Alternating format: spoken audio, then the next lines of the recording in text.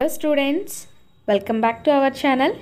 ఈ రోజు మనం 7th class social semester 2 text బుక్లో ఉన్న 10th లెసన్ అయినటువంటి స్టేట్ గవర్నమెంట్ అనే లెసన్ గురించి డిస్కస్ చేసుకుందాము. చాలామంది సోషల్ లెసన్స్ అప్లోడ్ చేయమని అడుగుతున్నారు, అందుకని నేను సోషల్ స్టార్ట్ చేశాను. ఇంకా మీకు ఏమైనా లెసన్స్ కావాలంటే కింద కమెంట్ చేయండి, ఖచ్చితంగా నేను అప్లోడ్ చేస్తాను. 6 to 10th లోపల ఏ లెసన్స్ అయినా science or social. And next వచ్చేసి మోస్ట్ ఇంపార్టెంట్లీ మన ఛానల్ సబ్స్క్రైబ్ చేసుకోవడం మాత్రం మర్చిపోవద్దు. ప్లీజ్ సబ్స్క్రైబ్ అండ్ మీ ఫ్రెండ్స్కి షేర్ చేయండి అండ్ లైక్ చేయడం అసలు మర్చిపోవద్దు. ఇంక మనం లేట్ చేయకుండా లెసన్లోకి ఎంటర్ అయిపోదాం. స్టేట్ గవర్నమెంట్ అనగా రాష్ట్ర ప్రభుత్వం అని అర్థం. అంటే మన ఇండియాలో ఇప్పుడు టోటల్ ఎన్ని స్టేట్స్ ఉన్నాయి? టోటల్ 28 స్టేట్స్ ఉన్నాయి కదా. ఒక్కొక్క స్టేట్కి కూడా సెపరేట్ గవర్నమెంట్ ఉంటుంది. అంటే 28 స్టేట్స్కి కలిపి మెయిన్ గవర్నమెంట్ని మనం సెంట్రల్ గవర్నమెంట్ అని పిలుస్తున్నాం. అంటే ఈ సెంట్రల్ గవర్నమెంట్ అండర్లో మొత్తం ఈ అన్ని స్టేట్స్ కూడా పనిచేస్తాయి. అలా కాకుండా మళ్ళీ ఈచ్ స్టేట్కి ఒక్కొక్క గవర్నమెంట్ ఉంటుందన్నమాట. దాన్నే మనము స్టేట్ గవర్నమెంట్ అని పిలుస్తున్నాం. తెలుగులో రాష్ట్ర ప్రభుత్వం అని అంటాము. ఓకేనా? ఇక్కడ మనకి పబ్లిక్ ఎమ్యూనిటీస్ యొక్క పిక్చర్ ఇవ్వడం జరిగింది. ఫస్ట్ ఆఫ్ ఆల్ పబ్లిక్ ఎమ్యూనిటీస్లో ఏం జరుగుతుంది? ఇక్కడ క్లీనింగ్, ప్రజలందరికీ కూడా పరిశుభ్రత అనేది అవసరము. నెక్స్ట్ ఇక్కడ మీకు వాటర్ ట్యాంక్ కనిపిస్తుంది, పార్క్ అంటే రిక్రియేషన్ కోసం పార్క్ ఉంది, ఇంకా స్కూల్ కూడా ఉంది. ఇవన్నీ కూడా ప్రజల యొక్క అవసరాలు అన్నమాట. ఓకేనా? నెక్స్ట్ మన పిక్చర్లో ఏం చూసాము, అలాగే పబ్లిక్ ఎమ్యూనిటీస్ మీకు ఏమేమి కనిపించాయి, ఈ పబ్లిక్ ఎమ్యూనిటీస్ని అసలు ఎవరిస్తారు, ఏం చూసామో, అందులో ఏం పిక్చర్లో ఏమేమి చూసామో డిస్కస్ చేసుకున్నాం. అయితే అసలు ఈ పబ్లిక్ ఎమ్యూనిటీస్ అంటే ప్రజా సౌకర్యాలు ఎవరు కల్పిస్తారు అంటే ఒక గవర్నమెంట్ కల్పిస్తుంది. మరి అసలు గవర్నమెంట్ అంటే ఏంటి, అంటే ప్రభుత్వం అంటే ఏంటో మనం ఇప్పుడు తెలుసుకుందాం. మీరు ఆల్రెడీ ముందు క్లాసెస్లో గవర్నమెంట్ అంటే ఏంటో తెలుసుకున్నారు. అలాగే టైప్స్ ఆఫ్ గవర్నమెంట్ అంటే ఏంటి, ఓకేనా, లోకల్ సెల్ఫ్ గవర్నమెంట్ గురించి తెలుసుకున్నారు.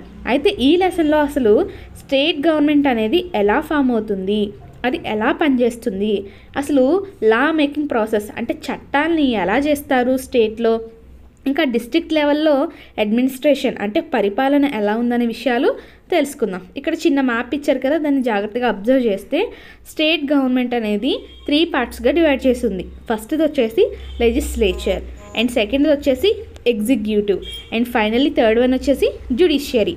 మళ్ళీ ఇవి సబ్ డివిజన్స్గా ఉన్నాయి. లెజిస్లేచర్లో మనకి గవర్నర్ ఉంటారు, గవర్నర్తో పాటు లెజిస్లేటివ్ అసెంబ్లీ ఉంటుంది, ఇంకా లెజిస్లేటివ్ కౌన్సిల్ ఉంటుంది. వీళ్ళు ముగ్గురు కలిసి మనకి లా మేకింగ్ ప్రాసెస్ అంటే చట్టాలని తయారు చేస్తారనమాట.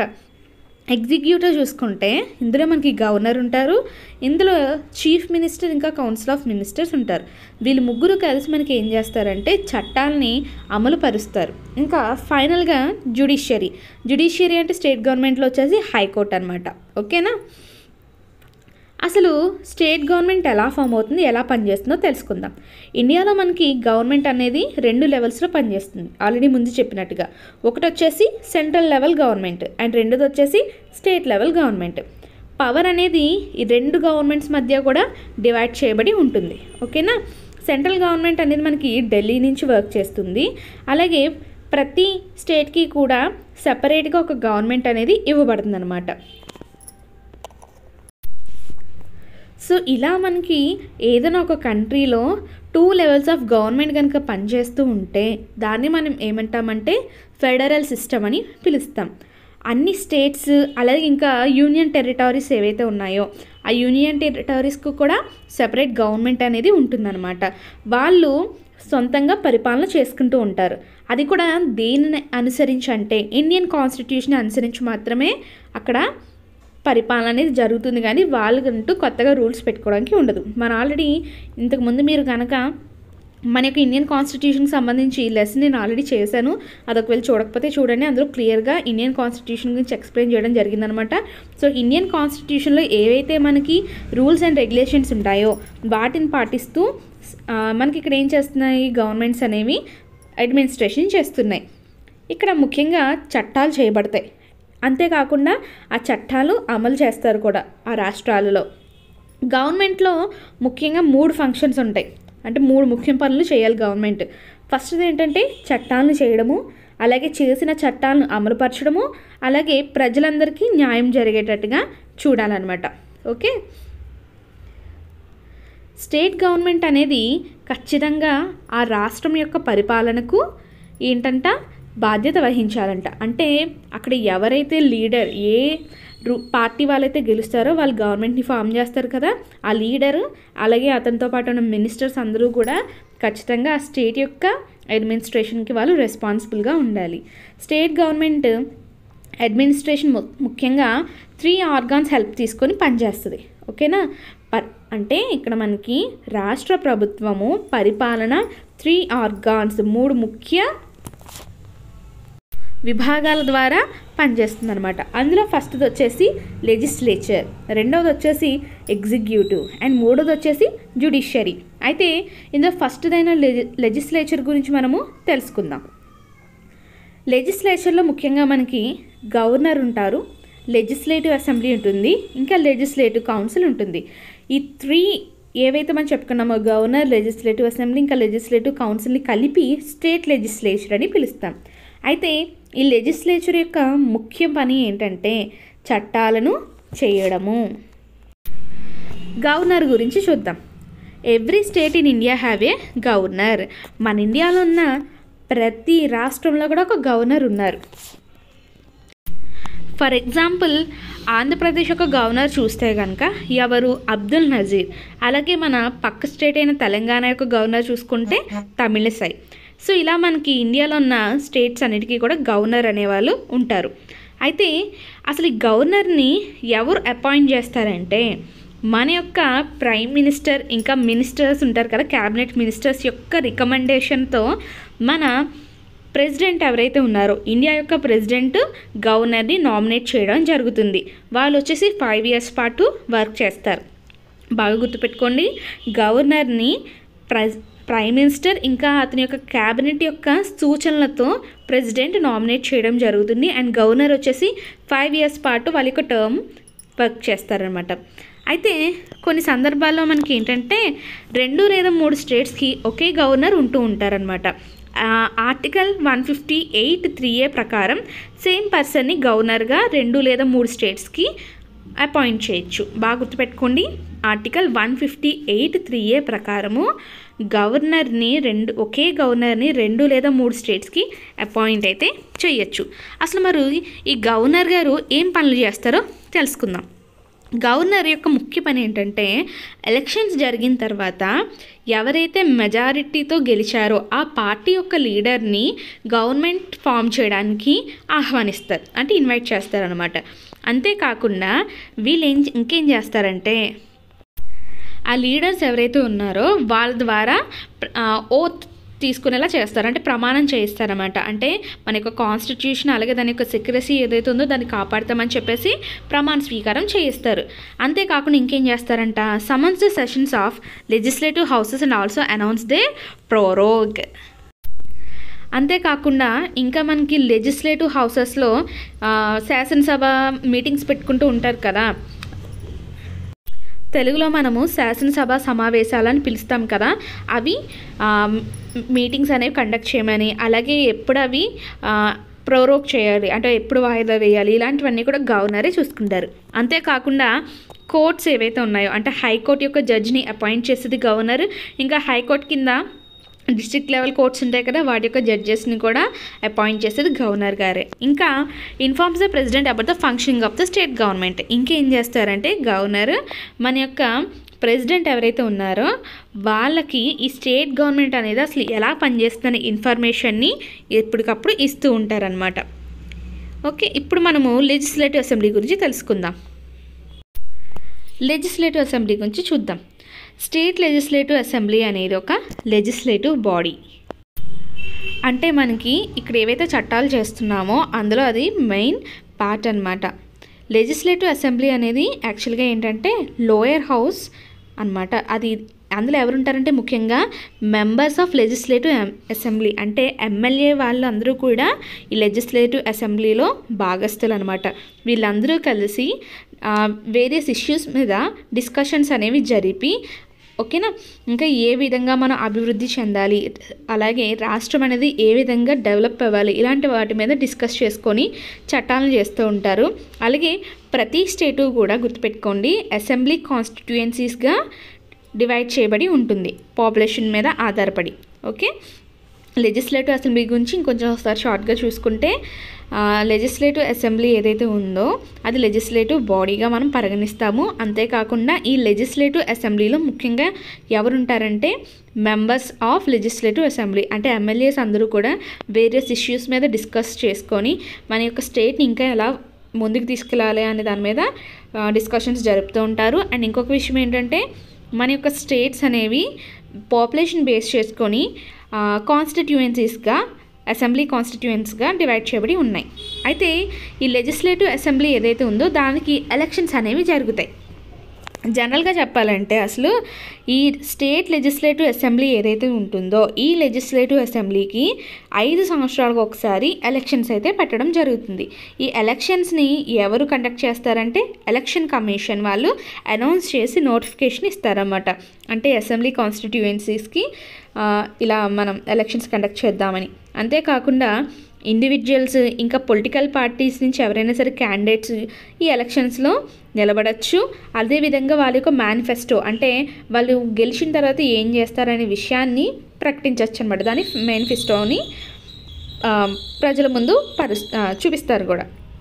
ఇంకా a public declaration of policy and aims especially that announced before an election by political party or candidate is called manifesto. చూడండి, మేనిఫెస్టో అంటే మళ్ళీ ఇక్కడ ఇచ్చారు పబ్లిక్గా, ఓకేనా, అందరి ముందు వాళ్ళు గెలిచిన తర్వాత ఒక పొలిటికల్ పార్టీ గెలిచిన తర్వాత అంటే ఎలక్షన్ ముందు చెప్తారన్నమాట, మేము గెలిచిన తర్వాత ఈ పనులు చేస్తాము, లేకపోతే ఇవి నెరవేరుస్తాము, ప్రజలకు ఈ పనులు చేస్తామని చెప్పేసి వాళ్ళు బయటికి ఒక ఏంటంటారు నోటీస్ రూపంలో బయటికి ఇస్తారు. దాన్నే మనం మేనిఫెస్టో అని పిలుస్తున్నాం. నెక్స్ట్, మన యొక్క ఆంధ్రప్రదేశ్లో ఉన్న అసెంబ్లీ కాన్స్టిట్యుయెన్సీస్ అన్నీ కూడా ఇక్కడ క్లియర్గా ఇవ్వడం జరిగిందనమాట. మొత్తం ఆంధ్రప్రదేశ్లో 13 డిస్ట్రిక్ట్స్లో ఉన్న అసెంబ్లీ కాన్స్టిట్యుయెన్సీస్కి ఇక్కడ ఇచ్చారు. మనకి ఇక్కడ ఏదైతే బార్డర్స్ ఇచ్చారో దాన్ని బట్టి మనం ఐడెంటిఫై చేయొచ్చు. Next, election of member of legislative assembly. అసలు ఈ లెజిస్లేటివ్ అసెంబ్లీకి ఎవరైతే మెంబర్స్గా ఎన్నిక కాబడుతున్నారో వాళ్ళ యొక్క ఎలక్షన్ గురించి తెలుసుకుందాం. ఈ ఎలక్షన్ కమిషన్ వాళ్ళు ఏం చేస్తారంటే ఈ అసెంబ్లీ కాన్స్టిట్యుయెన్సీకి ఎలక్షన్స్ కండక్ట్ చేయడానికి నియమిస్తుందన్నమాట. 18 సంవత్సరాలు దాటిన ప్రతి ఒక్కరూ కూడా ఓటు వేయడానికి ఎలిజిబిలిటీని కలిగి ఉంటారు. అలాగే వాళ్ళ యొక్క కాన్స్టిట్యుయెన్సీలో వాళ్ళు ఎలక్షన్ రోజున ఓటు వేయచ్చు. అంతేకాకుండా వాళ్ళందరికీ కూడా ఓటర్ ఐడి కార్డ్స్ అయితే ఇవ్వడం జరుగుతుంది. ఆ కన్సర్న్ ఆఫీసర్ అక్కడ ఎవరైతే ఉన్నారో వాళ్ళు దాన్ని చెక్ చేసి వాళ్ళని ఓటు వేయడానికి అలో చేస్తారు. అంతేకాకుండా ఓటింగ్ అనేది ఎలా జరుగుతుందంటే సీక్రెట్ ఓటింగ్ సిస్టమ్, అంటే బయటికి తెలియకుండా మనము ఓట్ చేయొచ్చు మనకు నచ్చిన వాళ్ళకి, ఓకేనా. ఓటింగ్ అనేది కంప్లీట్ అయిపోయిన తర్వాత, అంటే పోలింగ్ అంటాం దాన్ని, కంప్లీట్ అయిపోయిన తర్వాత ఒక షెడ్యూల్ డేట్న, అంటే ముందే నిర్ణయించిన ఒక రోజున వాళ్ళందరూ ఆ ఓట్స్ని కౌంట్ చేయడం జరుగుతుంది. ఓట్స్ కౌంట్ చేసిన తర్వాత ఎవరికైతే ఎక్కువ ఓట్స్ వస్తాయో వాళ్ళని ఎమ్మెల్యేగా డిక్లేర్ చేస్తారనమాట ఆ పర్టికులర్ కాన్స్టిట్యుయెన్సీకి. ఎలక్షన్ ప్రాసెస్ యొక్క పిక్చర్ మనకి ఇవ్వడం జరిగింది. ఇక్కడ మీరు ఫస్ట్ పిక్చర్లో చూస్తే వాళ్ళ యొక్క ఓటర్ ఐడి కార్డ్ని వెరిఫై చేస్తారన్నమాట ఆ లిస్ట్లో. నెక్స్ట్ ఇక్కడ వాళ్ళు వెళ్ళి ఓటింగ్ చేయొచ్చు. ఇక్కడ మీరు చూసేది ఏంటంటే ఈవీఎం అనమాట. దీని ద్వారా మనం ఓట్ చేస్తాం. ఇక్కడ ప్రజలందరూ కూడా లైన్లో నిలబడి ఓట్స్ వేస్తారు. అండ్ నెక్స్ట్ వచ్చేసి ఓట్ వేసిన వాళ్ళకి లెఫ్ట్ ఇండెక్స్ ఫింగర్కి ఖచ్చితంగా ఇంక్ అనేది వేయడం జరుగుతుంది.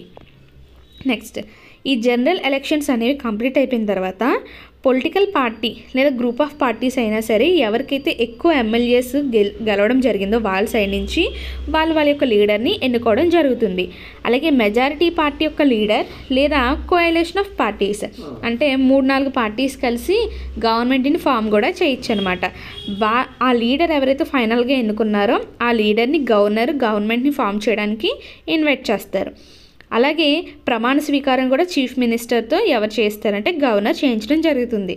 గవర్నర్ ఇంకా మొత్తం అదర్ మినిస్టర్స్ ఎవరైతే ఉంటారో క్యాబినెట్ మినిస్టర్స్ అందరితో కూడా ప్రమాణ స్వీకారం చేయించడం జరుగుతుందన్నమాట. ఈ విధంగా స్టేట్ గవర్నమెంట్ అనేది ఫామ్ అవుతుంది. చీఫ్ మినిస్టర్ యొక్క రికమెండేషన్తో క్యాబినెట్ మినిస్టర్స్ని ఎన్నుకోవడం జరుగుతుంది. డూ యూ నో, చూడండి, a coalition government is a form of government in which political parties cooperate to form a government. అసలు కోalition గవర్నమెంట్ అంటే ఏంటంటే కొన్ని పొలిటికల్ పార్టీస్ అన్నీ కూడా ఒకదాంతో ఒకటి కలిసి గవర్నమెంట్ని ఫామ్ చేస్తాయన్నమాట. ఇక్కడ ఏంటంటే వాళ్ళు ఏలియన్స్గా ఫామ్ అవుతారు.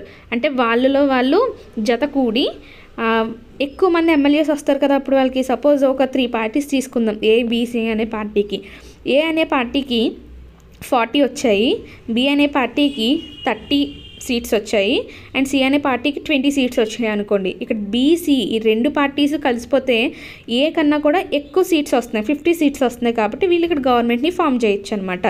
సో దాన్నే మనం కోalition గవర్నమెంట్ అని పిలుస్తాం.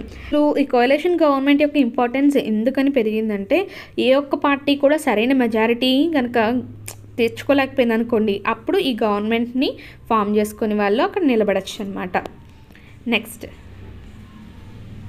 మీ యొక్క అసెంబ్లీ కాన్స్టిట్యుయెన్సీ ఏంటి, అలాగే మీ ఎమ్మెల్యే ఎవరు అనేది మీరు ఒక్కసారి రికాల్ చేసుకోండి. లెజిస్లేటివ్ కౌన్సిల్ గురించి చూద్దాము. మన యొక్క స్టేట్ లెజిస్లేచర్లో అప్పర్ హౌస్ని ఏమని పిలుస్తామంటే లెజిస్లేటివ్ కౌన్సిల్ అని పిలుస్తాం. లోయర్ హౌస్ని వచ్చేసి లెజిస్లేటివ్ అసెంబ్లీ అంటున్నాము, అండ్ అప్పర్ హౌస్ని వచ్చేసి లెజిస్లేటివ్ కౌన్సిల్ అని పిలుస్తాం అనమాట. In a by cameral system legislature divided into 2 houses.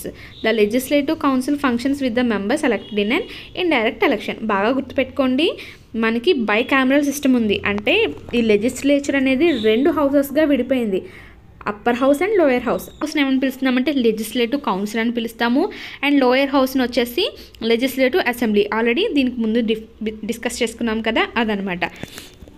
ఇక్కడ లెజిస్లేటివ్ అసెంబ్లీలో వచ్చేసి మనకి డైరెక్ట్ ఎలక్షన్స్ జరుగుతాయి, కానీ లెజిస్లేటివ్ కౌన్సిల్లో వచ్చేసి మనకి ఇండైరెక్ట్ ఎలక్షన్స్ అనేవి జరుగుతాయి అన్నమాట. ప్రతి 2 సంవత్సరాలకి ఏమవుతుంది, ఇక్కడ ఈ లెజిస్లేటివ్ కౌన్సిల్ యొక్క 1/3 మెంబర్స్ అనేవాళ్ళు 6 years ఆఫ్ టర్మ్ ఏదైతే ఉందో దాన్ని కంప్లీట్ చేసుకొని రిటైర్ అవుతారు, అండ్ కొత్త మెంబర్స్ అనేవాళ్ళు ఎలక్ట్ అవుతారు అనమాట. బాగా గుర్తుపెట్టుకోండి, లెజిస్లేటివ్ కౌన్సిల్ వచ్చేసి అందులో పనిచేస్తున్న వాళ్ళు 6 years పాటు పనిచేస్తారనమాట. అండ్ దీన్ని వచ్చేసి మనం పర్మనెంట్ హౌస్ అని పిలుస్తున్నాం, ఎందుకంటే ఇది ఎప్పటికీ కూడా డిజాల్వ్ అవ్వదు. అంటే దాని అర్థము ఎప్పటికీ రద్దు కాదనమాట. Every member of the legislative council is elected for a 6-year term. చూడండి, member of the legislative council అంటే ఈ ఎమ్మెల్సీస్ అనమాట. ఈ ఎమ్మెల్సీస్ 6 years పాటు వర్క్ చేయాల్సి వస్తుంది, అండ్ ఎమ్మెల్యేస్ వచ్చేసి 5 years పాటు వర్క్ చేస్తారు. ఈ కాంపోజిషన్ అనేది అసలు ఎలా ఉంటుందో చూద్దాం. ఎమ్మెల్సీస్ ఎవరైతే ఉన్నారో వాళ్ళని ఎలా ఎన్నికలోకి తీసుకుంటారు అనేది ఒకసారి చూస్తే కనుక ఇందులో వచ్చేసి మనకి 1/3 ఆఫ్ ద మెంబర్స్ అనేవాళ్ళు లెజిస్లేటివ్ అసెంబ్లీ వాళ్ళు ఎన్నుకుంటారనమాట. 1/3 మెంబర్స్ వచ్చేసి లోకల్ అథారిటీస్ ద్వారా ఎలక్ట్ అవుతారు, అండ్ 1/12 మెంబర్స్ వచ్చేసి గ్రాడ్యుయేట్స్ ఎవరైతే ఉంటారో ఆ కాన్స్టిట్యుయెన్సీలో, అంటే బ్యాచులర్స్ కంప్లీట్ చేసిన వాళ్ళు ఎన్నుకుంటారనమాట. ఇంకా 1/12 మెంబర్స్ వచ్చేసి టీచర్స్ ఎవరైతే ఉంటారో ఆ కాన్స్టిట్యుయెన్సీలో వాళ్ళు ఎన్నుకోవడం జరుగుతుంది. ఇంకా 1/6 మెంబర్స్ని వచ్చేసి గవర్నర్ ఎన్నుకుంటారనమాట. లెజిస్లేటివ్ కౌన్సిల్లో మనకి ముఖ్యంగా లెజిస్లేటివ్, ఫైనాన్షియల్, అడ్మినిస్ట్రేటివ్, ఇంకా డిస్క్రిషనరీ పవర్స్ ఏవైతే ఉన్నాయో ఇవన్నీ కూడా ఉంటాయన్నమాట. ఓకేనా, అంటే లెజిస్లేటివ్ అసెంబ్లీ ఉన్నాయి కదా, ఇవన్నీ ఉంటాయి. కానీ లెజిస్లేటివ్ అసెంబ్లీకి మోర్ ఎకనామిక్ ఉంటుందన్నమాట, ఇంకా ఫైనాన్షియల్ పవర్స్ అనేవి ఉంటాయి కంపేర్ టు లెజిస్లేటివ్ కౌన్సిల్.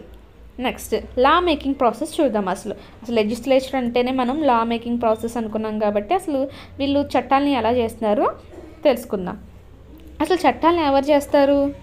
చట్టాలు ఎందుకు అవసరం అంటే అసలు సిస్టమ్ అనేది స్మూత్గా ఫంక్షన్ చేయడానికి, అంటే ఎలాంటి గొడవలు గందరగోళాలు లేకుండా ఒకవేళ ఎవరైనా ఎప్పుడైనా తప్పు చేస్తే వెంటనే వాళ్ళు శిక్షించడానికి, అలాగే సిస్టమ్ ఏదైతే వర్క్ చేస్తుందో అక్కడ అది కరెక్ట్గా పనిచేయడానికి మనకి లాస్ అనేవి చాలా ఇంపార్టెంట్. అంతేకాకుండా ఈ లాస్ ఏం హెల్ప్ చేస్తున్నాయంట, స్టేట్ కంట్రీకి కూడా మనం డెవలప్ అవ్వడానికి అలాగే అభివృద్ధిని సాధించడానికి కూడా ఎంతగానో హెల్ప్ చేస్తాయంట. లాస్ అనేవి ఎవరు తయారు చేస్తారనుకున్నామో లెజిస్లేచర్లో ఉన్న అందరూ కూడా తయారు చేస్తారు. స్టేట్ గవర్నమెంట్ దీనికి చాలా బాధ్యత అయితే వహిస్తుందన్నమాట. పర్టికులర్ స్టేట్ ఏదైతే ఉంటుందో, సపోజ్ మన ఆంధ్రప్రదేశ్ స్టేట్ తీసుకుంటే ఆంధ్రప్రదేశ్ స్టేట్లో ఏదైతే గవర్నమెంట్ పనిచేస్తుందో ఆ గవర్నమెంట్ బాధ్యత వహిస్తుంది మొత్తం పరిపాలనకి. అలాగే ఇంకా ఫంక్షన్స్, పవర్స్ ఆఫ్ స్టేట్ ఏవైతే ఉన్నాయో, అలాగే సెంట్రల్ గవర్నమెంట్ అనేవి 3 లిస్ట్లో డివైడ్ చేసి ఉన్నాయి. అంటే ఇక్కడ మనకి స్టేట్ ఇంకా సెంట్రల్ గవర్నమెంట్ అనేవి ఏవైతే ఉన్నాయో, అంటే స్టేట్ గవర్నమెంట్ ఏ ఫంక్షన్స్ ఉన్నాయి, ఏ పవర్స్ ఉన్నాయి, సెంట్రల్ గవర్నమెంట్కి ఏ ఫంక్షన్స్ ఉన్నాయి, ఏం పవర్స్ ఉన్నాయి అనేది 3 లిస్టులు ఇవ్వడం జరుగుతుంది. ఫస్ట్ది వచ్చేసి యూనియన్ లిస్ట్, సెకండ్ది వచ్చేసి స్టేట్ లిస్ట్, ఇంకా థర్డ్ది వచ్చేసి కరెంట్ లిస్ట్. స్టేట్ గవర్నమెంట్ సొంతంగా చట్టాలను అయితే చేసుకోవచ్చు అనమాట. అంటే స్టేట్ లిస్ట్లో ఏవైతే టాపిక్స్ ఉన్నాయో వాటిని దృష్టిలో పెట్టుకొని స్టేట్ లిస్ట్ తీసుకోవచ్చు, ఇంకా కరెంట్ లిస్ట్లో కూడా చేసుకోవచ్చు. కానీ యూనియన్ లిస్ట్లో చేయడానికి స్టేట్కి అవకాశం అయితే లేదు. మనకి జనరల్గా రూలింగ్ పార్టీ ఉంటుంది కదా, ఆ రూలింగ్ పార్టీ నుంచి ఎవరైనా ఒక మెంబరు ఫస్ట్ ఏం చేస్తారంటే స్టేట్ అసెంబ్లీ ఉంటుంది కదా, లేదా స్టేట్ కౌన్సిల్లో కానీ మనకి బిల్ని ప్రవేశపెడతారనమాట. ఫైనాన్షియల్ బిల్స్ ఏవైతే ఉన్నాయో అవి లెజిస్లేటివ్ అసెంబ్లీలో ఖచ్చితంగా గవర్నర్ గారి అప్రూవల్ ఉన్నప్పుడు మాత్రము ప్రవేశపెట్టాలి. అంతేకాకుండా బిల్ యొక్క కాపీస్ అనేవి మొత్తం ఆ హౌస్లో ఉన్న మెంబర్స్ అందరికీ కూడా డిస్ట్రిబ్యూట్ చేయడం జరుగుతుంది. అయితే చాలా డిస్కషన్స్ ఇంకా డిబేట్స్ అయిన తర్వాత ఓకేనా, ఒకవేళ చేంజెస్ చేయాలంటే చేంజెస్ చేసిన తర్వాత ఓటింగ్ తీసుకోవడం జరుగుతుందన్నమాట. అంటే హౌస్ మెంబర్స్ దగ్గర నుంచి హౌస్ ఎప్పుడైతే అప్రూవ్ చేసిందో, అంటే ఎక్కువ మెంబర్స్ కనుక అప్రూవ్ చేశారనుకోండి, ఆ బిల్ని నెక్స్ట్ హౌస్కి పంపిస్తారు. ఓకే, ఫస్ట్ ఏదో ఒక హౌస్లో ప్రవేశపెడతారు, ఆ తర్వాత మిగిలిన హౌస్కి పంపుతారనమాట. కానీ ఎప్పుడు కూడా గుర్తుపెట్టుకొని ఫైనాన్షియల్ బిల్ అనేది ఫస్ట్ లెజిస్లేటివ్ అసెంబ్లీలో ప్రవేశపెట్టడం జరుగుతుంది. సేమ్ ప్రొసీజర్ మళ్ళీ అక్కడ జరుగుతుంది, నెక్స్ట్ హౌస్లో జరుగుతుంది. ఆ తర్వాత ఒక్కసారి 2 హౌసెస్ వాళ్ళు కూడా అప్రూవ్ చేసిన తర్వాత మాత్రమే బిల్ అనేది గవర్నర్ గారి దగ్గరికి పంపించడం జరుగుతుందన్నమాట. ఎప్పుడైతే గవర్నర్ గారు దాన్ని అప్రూవ్ చేస్తారో అప్పుడు ఆ బిల్ అనేది మనకి చట్టంగా అవుతుంది, ఒక యాక్ట్ అవుతుంది అనమాట. అప్పటి వరకు అవ్వదు. ఇప్పుడు ఈ యాక్ట్ ఏదైతే ఉందో దాన్ని ఏం చేస్తారు, గెజెట్లో నోటిఫై చేస్తారు. ఆ గెజెట్ని ఎగ్జిక్యూటివ్కి పంపించడం జరుగుతుంది, దానిని అమలు చేయడం కోసము. ఇప్పుడు మనం డిస్కస్ చేసుకున్నదే ఒక్కసారి ఫ్లో చార్ట్లో చూస్తే మనకు అర్థమవుతుంది. పింక్ కలర్లో ఉన్నది ఫస్ట్ హౌస్ అనుకుందాం. సపోజ్ మనం లెజిస్లేటివ్ కౌన్సిల్ అని అనుకుందాం. బిల్ని ప్రవేశపెట్టారు. ఓకే, ఫస్ట్ రీడింగ్ అంటే అందరూ కూడా ఏం చేస్తారు, ఇంట్రడ్యూస్ చేస్తారు అనమాట. ఇలా బిల్ దీనికి సంబంధించిందని చెప్పేసి అవుతుంది. సెకండ్ రీడింగ్లో వచ్చేసి దాన్ని ఏమైనా చేంజెస్ చేయాలా, లేకపోతే అప్రూవ్ చేసి పంపించేయచ్చా, లేదా దాన్ని రిజెక్ట్ చేయాలా అనేది సెకండ్ రీడింగ్లో జరుగుతుంది. అండ్ థర్డ్ రీడింగ్లో ఫైనల్గా దాన్ని అప్రూవ్ చేయడమా లేకపోతే రిజెక్ట్ చేయడం అనేది జరుగుతుంది. మొత్తం 3 టైమ్స్ రీడింగ్ అనేది జరుగుతుంది.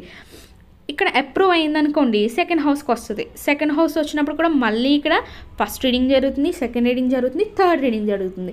ఇక్కడ కూడా అప్రూవ్ అయిన తర్వాత అంటే బోత్ ఫస్ట్ హౌస్ ఇంకా సెకండ్ హౌస్ రెండు కూడా అప్రూవ్ చేసిన తర్వాత ఎవరికి పంపిస్తున్నారు, గవర్నర్కి పంపిస్తున్నారు.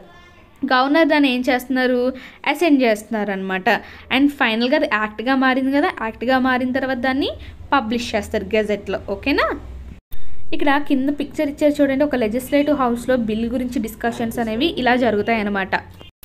వన్స్ ఏదైతే బిల్ అనేది మనకి యాక్ట్గా అయ్యి వచ్చిందో అది లాగా మారింది కదా, మరి దీన్ని అమలు పరిచేది ఎవరు అంటే ఎగ్జిక్యూటివ్ అనమాట. ఓకేనా, స్టేట్ ఎగ్జిక్యూటివ్లో మనకి గవర్నర్ ఉంటారు. ఆల్రెడీ మనం గవర్నర్ గురించి డిస్కస్ చేసుకున్నాము. ఇంకా చీఫ్ మినిస్టర్ ఉంటారు, ఇంకా కౌన్సిల్ ఆఫ్ మినిస్టర్స్ ఉంటారనమాట. వాళ్ళని మనం ది క్యాబినెట్ అని పిలుస్తాము. ఇంకా బ్యూరోక్రసీ కూడా ఉంటుంది. గవర్నర్ గురించి చూస్తే కనుక అసలు మనకి గవర్నర్ అనేవాళ్ళు ఆ స్టేట్కి హెడ్ అనమాట. ఓకేనా, ఈ గవర్నర్ని అసలు యాక్చువల్గా ఎవరు అపాయింట్ చేస్తారంటే సెంట్రల్ గవర్నమెంట్ అపాయింట్ చేస్తుంది. ఓకే, ముఖ్యంగా దేనికోసం అంటే స్టేట్ గవర్నమెంట్ అసలు ఎలా పనిచేస్తుంది, రూల్స్ అండ్ రెగ్యులేషన్స్ని పాటిస్తుందా లేదా కాన్స్టిట్యూషన్ అనే విషయాన్ని ఎన్ష్యూర్ చేయడానికి గవర్నర్ ఉంటారనమాట. ఓకే, మన స్టేట్ గవర్నర్ ఏంటి నేను ఆల్రెడీ చెప్పేశాను మీకు. ఇప్పుడు చీఫ్ మినిస్టర్ గురించి చూద్దాము. ఎలక్షన్స్ అనేవి కంప్లీట్ అయిపోయిన తర్వాత ఎమ్మెల్యేస్ ఎవరైతే రూలింగ్ పార్టీ వాళ్ళు ఉంటారో ఓకేనా, ఆ రూలింగ్ పార్టీ వాళ్ళు ఏం చేస్తారంటే అందరూ కలిసి ఎక్కువ మెజారిటీ వచ్చిన ఎమ్మెల్యేస్ ఏ పార్టీ వాళ్ళైతే వచ్చారో వాళ్ళ లీడర్ని ఎన్నుకోవడం జరుగుతుంది. ఆ లీడర్ని మనం చీఫ్ మినిస్టర్ అని పిలుస్తాం అనమాట. ఓకేనా, ఈ చీఫ్ మినిస్టర్ తర్వాత తనతో పాటు మినిస్టర్స్ని ఎన్నుకుంటాడనమాట. ఆ మినిస్టర్స్ ఎవరు కాదు, ఎమ్మెల్యేస్ నుంచి కొందరిని మినిస్టర్స్గా ఎన్నుకోవడం జరుగుతుంది. అయితే governor of the state appoints the chief minister and other ministers. అసలు చీఫ్ మినిస్టర్ని అపాయింట్ చేసేది ఇంకా అదర్ మినిస్టర్స్ని అపాయింట్ చేసేది కూడా ఎవరు అంటే governor. Functions and powers of chief minister. అసలు చీఫ్ మినిస్టర్ యొక్క పనులేంటి, వాళ్ళ యొక్క అధికారాలు ఏంటో తెలుసుకుందాం. అసలు ఫస్ట్ చీఫ్ మినిస్టర్ ఏం చేస్తారంటే మినిస్టర్స్ యొక్క లిస్ట్ని ప్రిపేర్ చేసి దాన్ని గవర్నర్కి పంపించడం జరుగుతుంది. ఆ తర్వాత పోర్ట్ఫోలియోస్ని మినిస్టర్స్కి అలోకేట్ చేస్తారు చీఫ్ మినిస్టరే. నెక్స్ట్ ఈయన క్యాబినెట్ మీటింగ్స్కి పిలుస్తూ ఉంటారు మొత్తం ఎమ్మెల్యేస్ అందరినీ, అలాగే వాటిని ప్రిసీడ్ కూడా చేస్తూ ఉంటాడు. అంతేకాకుండా ఇంకెతనికి ఏ అధికారం ఉందంటే coordinate and supervise the working of all departments. అంటే ఇప్పుడు కొందరు మినిస్టర్స్ని ఒక్కొక్క డిపార్ట్మెంట్కి పెట్టడం జరిగింది కదా, పెట్టిన తర్వాత ఈయన మీటింగ్స్ పెడతారు, దానికి ప్రిసీడ్ చేస్తారంటే అధ్యక్షత వహిస్తారు కదా. అంతేకాకుండా వీళ్ళందరినీ కోఆర్డినేట్ చేసి వీళ్ళందరూ సరిగ్గా పనిచేస్తున్నారా లేదా అనే విషయం కూడా సూపర్వైజ్ చేసే అధికారం ఎవరికి ఉందంటే చీఫ్ మినిస్టర్కి ఉంది. డూ యూ నో, చూడండి ఆర్టికల్ 163(1) ప్రకారం అంట there shall be council of ministers with the CM as the head to aid and advise the governor in the exercise of his functions. మనకి సీఎం గారు ఎవరైతే ఉన్నారో అతను ఏవైతే ఫంక్షన్స్ అనేవి చేయాలో ఆ స్టేట్కి సంబంధించి పరిపాలన చేసే ప్రక్రియలో తనకి సహాయకంగా కొందరు కౌన్సిల్ ఆఫ్ మినిస్టర్స్ అనేవాళ్ళు ఉండాలన్నమాట. అది ఏ ఆర్టికల్ ప్రకారం అంటే 163(1) ప్రకారం. అలాగే వీళ్ళని గవర్నర్ చేత అపాయింట్ చేయించే బాధ్యత కూడా సీఎంది. కౌన్సిల్ ఆఫ్ మినిస్టర్స్ గురించి చూద్దాం ఒకసారి. చీఫ్ మినిస్టర్ ఏం చేస్తారంటే మనకి వేరు శాఖలు అంటే డిపార్ట్మెంట్స్ని క్యాబినెట్ మెంబర్స్కి అప్పగించడం జరుగుతుంది. ఈ మినిస్టర్స్ ఏం చేస్తారంటే వాళ్ళ యొక్క డిపార్ట్మెంట్స్ ఏవైతే ఉన్నారో వాళ్ళ కింద పనిచేసే వాళ్ళందరినీ కూడా వాళ్ళు ఏం చేస్తారు, సూపర్వైజ్ చేస్తారంటే వాళ్ళందరూ సరిగ్గా పనిచేసేటట్టుగా చూడాలి ఈయన. అంతేకాకుండా ఇంకా వాళ్ళు ఏవైతే అప్పుడు పాలసీస్ హామీలు ఇచ్చారో అవన్నీ కూడా సరిగ్గా అమలు అవుతున్నాయా లేదా, ఓకే, ఈ విషయాలన్నీ కూడా చూసుకుంటూ ఉండాలి. ఇంకా అక్కడ డిపార్ట్మెంట్లో ఉన్న ఆఫీషియల్స్తో కూడా వర్క్ చేయించాలి. ఇంకా ఈ మినిస్ట్రీయే బాధ్యత వహించాలి దేనికంటే ఏవైతే పాలసీస్ ప్రిపేర్ చేస్తున్నారో ఇంకా ఏవైతే అసెంబ్లీకి సబ్మిట్ చేయాలి వాటిని అప్రూవల్ తీసుకెళ్ళి ఇవన్నీ కూడా మినిస్ట్రీ చూసుకుంటుందన్నమాట. ఎప్పుడైతే అసెంబ్లీ అప్రూవ్ చేసిందో వాటిని అమలుపరిచేది ఎగ్జిక్యూటివ్ బాడీ. ఈ ఎగ్జిక్యూటివ్ బాడీలో గవర్నర్, చీఫ్ మినిస్టర్ ఇంకా కౌన్సిల్ ఆఫ్ మినిస్టర్స్ పనిచేస్తారు. ఈ క్యాబినెట్ ఏం చేస్తుందంటే ఇంకా ఫైనాన్షియల్ పాలసీస్ని కంట్రోల్ చేస్తుంది. ఇంకా అసలు ట్యాక్స్ స్ట్రక్చర్ ఉంటుంది కదా, అంటే మనం water tax, house tax, income tax ఇలాంటివి కడుతుంటాం కదా, వాటి యొక్క స్ట్రక్చర్ని డిసైడ్ చేస్తుంది.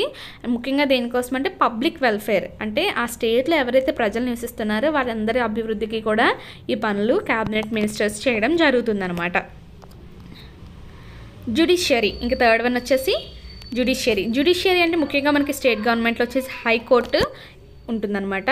స్టేట్ గవర్నమెంట్లో 3 ఆర్గాన్స్లో జ్యుడిషియరీ అనేది థర్డ్ వన్ చూసుకుంటే ఇందులో ముఖ్యంగా మనకి ఏంటంటే it is a system of కోర్ట్స్కి సంబంధించిన వ్యవస్థ అని చెప్పచ్చు. ఇందులో మనకి చట్టాలని అమలు పరుస్తుంది, ఇంకా చట్టాన్ని ఇంటర్ప్రిట్ చేస్తుంది, డిఫైన్ కూడా చేస్తుంది అనమాట. హైకోర్టు అనేది హైయెస్ట్ జ్యుడిషియల్ ఆర్గాన్ స్టేట్ లెవెల్లో. అది సెంట్రల్ లెవెల్లో చూసుకుంటే సుప్రీంకోర్టు మనకి హైయెస్ట్ జ్యుడిషియల్ ఆర్గాన్. ఇంకా ఇండిపెండెంట్ జ్యుడిషియరీ అనేది ముఖ్యంగా ఉంటుంది. Okay, it's functions under the apex court of the country, the supreme court. అసలు కోర్ట్స్ అన్నీ కూడా ఎవరి ఆధ్వర్యంలో పనిచేస్తాయంటే సుప్రీంకోర్టు ఆధ్వర్యంలోనే పనిచేస్తుంది. అంతేగాని ఏ పొలిటికల్ పార్టీకో లేకపోతే గవర్నమెంట్కో పనిచేయదు. స్టేట్ హైకోర్టులో ముఖ్యంగా ఎవరు ఉంటారంటే చీఫ్ జస్టిస్ ఉంటారు, అంటే జడ్జి గారు ఉంటారు, ఇంకా అదర్ జడ్జెస్ కూడా ఉంటారు. ఇంకా the number of judges in the high court is not the same as in all states. అంటే అన్ని స్టేట్స్లోని హైకోర్టులో ఒకే రకంగా జడ్జెస్ ఉండాలని ఏమీ లేదు, ఒక్కొక్క కోర్టులో ఒక్కొక్క నెంబర్తో ఉంటారనమాట.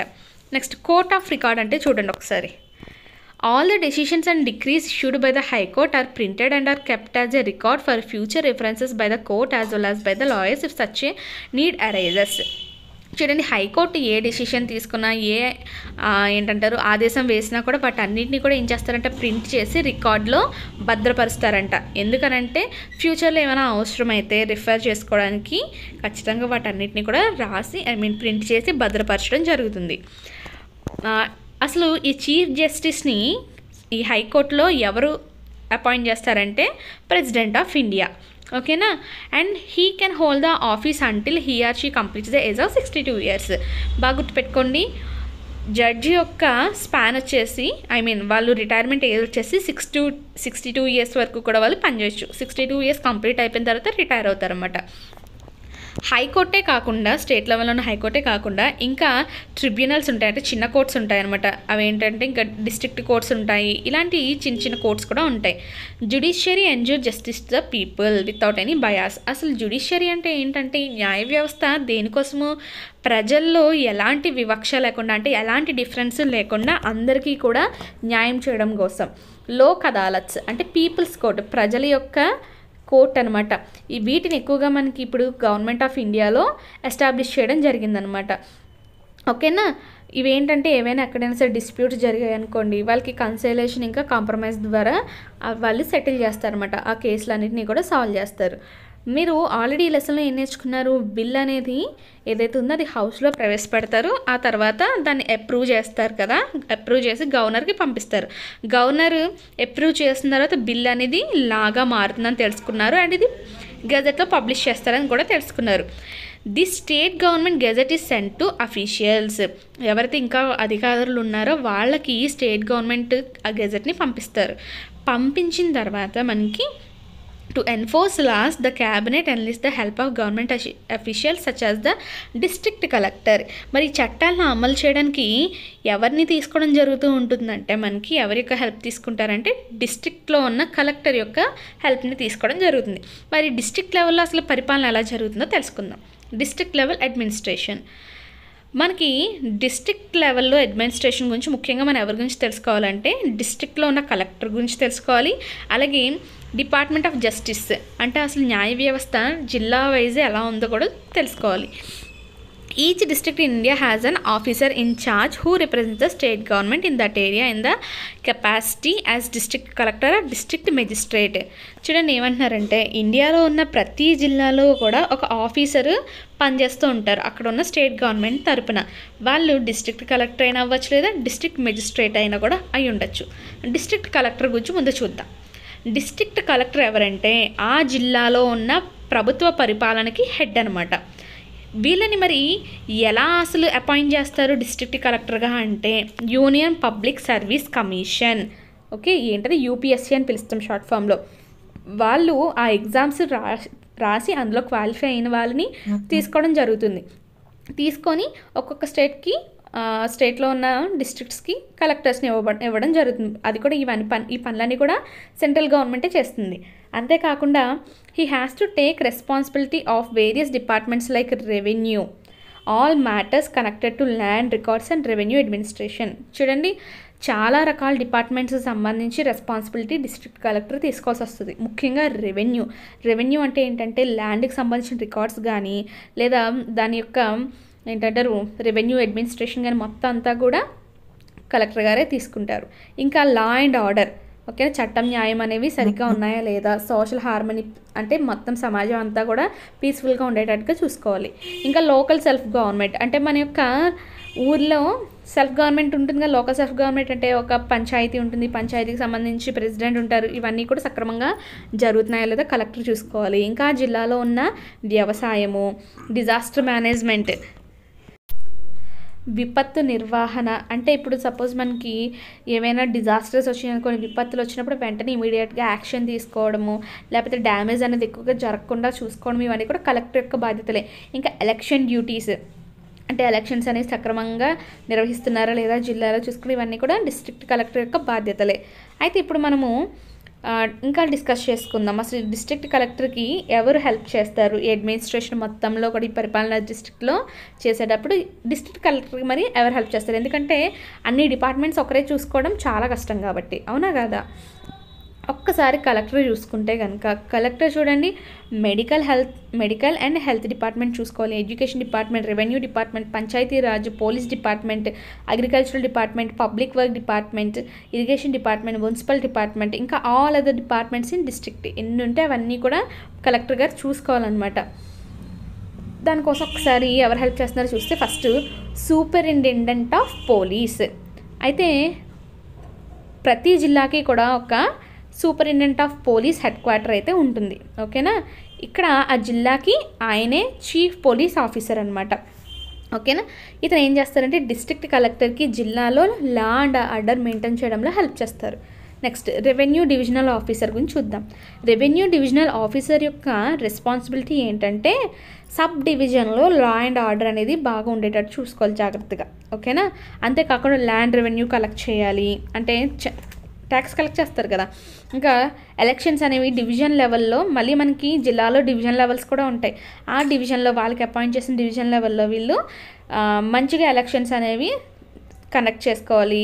ల్యాండ్ ఎక్విజిషన్ ఇంకా రీహాబిలిటేషన్ అంటే భూసేకరణ, ఇంకా భూమిని పంచడము, ఇలాంటి రకరకాల డ్యూటీస్ అన్నీ కూడా ఏవైతే కలెక్టర్ అప్ చెప్పారో అవి రెవెన్యూ డివిజనల్ ఆఫీసర్ చూసుకుంటారు. తహసీల్దార్ చూసుకుంటే మనకి మండల్ లెవెల్లో ఇతను చీఫ్ అడ్మినిస్ట్రేటివ్ ఇంకా executive head of the department అనమాట. అంతేకాకుండా ఇతను సరైన లెక్కలు వేయడము, రెవెన్యూస్ కలెక్ట్ చేయడము, ఇవన్నీ ల్యాండ్ రికార్డ్స్ మెయింటైన్ చేయడము ఇతని యొక్క ముఖ్య పని. విలేజ్ రెవెన్యూ ఆఫీసర్ చూసుకుంటే మనకి ఈ విలేజ్ రెవెన్యూ ఆఫీసర్ ఏం చేస్తారంటే రెవెన్యూ అంటే పర్టికులర్ ఊరు ఉంటుంది కదా, ఒక ఊరికి ఒక విలేజ్ రెవెన్యూ ఆఫీసర్ ఉంటారు. వీళ్ళు రికార్డ్స్ ఇంకా రెవెన్యూస్ ఏవైతే ఉన్నాయో వాటిని కరెక్ట్గా మెయింటైన్ చేయాలి ఆ విలేజ్కి సంబంధించి. ఇంకా వీళ్ళు ల్యాండ్ రెవెన్యూ, ట్యాక్సెస్ ఇవన్నీ కూడా కలెక్ట్ చేయాల్సిన అవసరం ఉంటుంది, ఓకే. ఇంకా ఇందులో ముఖ్యంగా సర్వే స్టోన్స్ వేయడము, ఓకేనా, ఇన్స్పెక్షన్ చేయడము, సర్టిఫికేట్స్ ఇవ్వడం, నేటివిటీ కానీ రెసిడెన్సీ సర్టిఫికేట్స్ ఇవ్వడం కానీ ఇలాంటివన్నీ కూడా విలేజ్ రెవెన్యూ ఆఫీసర్స్ చేస్తారు. ఇంకా డిస్ట్రిక్ట్ లెవెల్ జ్యుడిషియరీ గురించి చూద్దాం. అంటే మనకి జిల్లాలో కూడా న్యాయ వ్యవస్థ ఉంటుందని డిస్కస్ చేసుకున్నాం కదా, అదేంటో చూడండి ఒకసారి. డిస్ట్రిక్ట్ జ్యుడిషియరీ డిపార్ట్మెంట్లో ముఖ్యంగా మనకి డిస్ట్రిక్ట్ ఇంకా డివిజనల్ కోర్ట్స్ ఉంటాయి. డివిజనల్ కోర్ట్స్ ఏవైతే ఉన్నాయో ఇందులో మనకి ఏమవుతుంది, డివిజనల్ లెవెల్లో వాళ్ళు అక్కడ న్యాయ వ్యవస్థను కాపాడడం జరుగుతుంది. డిస్ట్రిక్ట్ లెవెల్లో వచ్చేసి డిస్ట్రిక్ట్ కోర్టులో వచ్చేసి డిస్ట్రిక్ట్ లెవెల్లో అక్కడ న్యాయ వ్యవస్థని నిలబెట్టడానికి ఆ కోర్ట్స్ పనిచేస్తూ ఉంటాయి అన్నమాట. నెక్స్ట్ డిస్ట్రిక్ట్ కోర్టు గురించి చూద్దాం. డిస్ట్రిక్ట్ లెవెల్లో ఉన్న కోర్టుని మనం డిస్ట్రిక్ట్ కోర్ట్ అని పిలుస్తాము. డిస్ట్రిక్ట్ కోర్టులో మనకి ఖచ్చితంగా ఒక చీఫ్ డిస్ట్రిక్ట్ జడ్జ్ ఉంటారు, ఇంకా మిగిలిన జడ్జెస్ కూడా ఉంటారు. అయితే ముఖ్యమైన పని ఏంటంటే ఇక్కడ prosecute and finalise various cases in the district level. District లెవెల్లో ఉన్న ఏవైతే కేసెస్ ఉన్నాయో వాటిని తరపున వాదించడము, అలాగే వాటిని ఫైనల్గా తీర్పు ఇవ్వడము. ఒకవేళ డిస్ట్రిక్ట్ లెవెల్లో ఇచ్చిన జడ్జ్మెంట్ కనుక మనకి నచ్చలేదు అనుకోండి, అదే డివిజనల్ కోర్టులో ఇచ్చింది నచ్చకపోతే మనం డిస్ట్రిక్ట్ కోర్టులో పెట్టుకోవచ్చు అనమాట. సబార్డినేట్ కోర్ట్స్ గురించి చూద్దాం. డిస్ట్రిక్ట్ లెవెల్ లేదా అంతకన్నా కూడా తక్కువ లెవెల్లో ఉన్న కోర్ట్స్ని మనం సబార్డినేట్ కోర్ట్స్ అని పిలుస్తాం అనమాట. ఇవి దేశం మొత్తం కూడా ఇదే విధంగా ఉంటాయి. ముఖ్యంగా ఇవి సివిల్ ఇంకా క్రిమినల్ కేసెస్ ఏవైతే ఉన్నాయో వాటికి సంబంధించి డీల్ చేస్తూ ఉంటాయి. ఇందులో ముఖ్యంగా కోడ్స్ వచ్చేసి మనకి సిపిసి సివిల్ ప్రొసీజర్ కోడ్, ఇంకా సిఆర్పిసి క్రిమినల్ ప్రొసీజర్ కోడ్ ఏవైతే కేసులు ఉన్నాయో వాటిని డీల్ చేయడం జరుగుతుంది సబార్డినేట్ కోర్ట్స్లో. లోక్ అదాలత్ చూద్దాం. అయితే ఏవైతే మనకి ఇక్కడ డిస్ప్యూట్స్ అంటే గొడవలు జరుగుతున్నాయో, వివాదాలకు సంబంధించిన కేసులు ఉన్నాయో వాటిని సాల్వ్ చేయడానికి ఇది ఒక ఆల్టర్నేటివ్ అని చెప్పుకోవాలన్నమాట. ఇక్కడ ముఖ్యంగా ఏవైతే కేసెస్ అనేవి ఉన్నాయో వాటిని ప్రవేశపెడతారన్నమాట. లోక్ అదాలత్స్లో ప్రవేశపెట్టి వాటిని సెటిల్ చేస్తారు, కాంప్రమైజ్ చేయడమో లేకపోతే సెటిల్ చేయడం జరుగుతుంది. లోక్ అదాలత్స్ ఏవైతే ఉన్నాయో వాటికి స్టాట్యూటరీ స్టాటస్ అనేది ఇవ్వడం జరిగిందనమాట. లీగల్ సర్వీస్ అథారిటీస్ యాక్ట్ ఏదైతే ఉందో 1987కి సంబంధించి దాని ప్రకారం దీన్ని పరిగణించడం జరిగింది. సివిల్ కేసెస్, మ్యాట్రిమోనియల్ కేసెస్ ఏవైతే ఉంటాయో, ఇంకా పెట్టి అఫెన్సెస్ కేసు ఇలాంటివన్నీ కూడా లోక్ అదాలత్లో మనకి సాల్వ్ చేస్తూ ఉంటారు. అయితే ఇండియాలో ఉన్న ప్రతి స్టేట్లో కూడా ఖచ్చితంగా దానికంటూ సొంతంగా పరిపాలించే గవర్నింగ్ బాడీ అయితే ఉంటుందన్నమాట. దానికి అది పరిపాలన చేసుకోవాలని స్వతహాగా. అయితే స్టేట్ గవర్నమెంట్ ముఖ్యంగా ఈ 3 బాడీస్లోని పనిచేస్తుంది. ఏంటది? లెజిస్లేచర్, ఎగ్జిక్యూటివ్, జ్యుడిషియరీ ద్వారా పనిచేయడం జరుగుతుంది.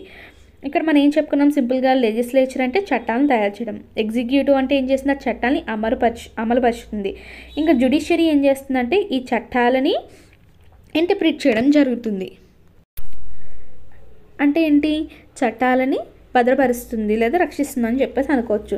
సో ఈ విధంగా స్టేట్ గవర్నమెంట్ అనేది పరిపాలన చేయడం జరుగుతుంది.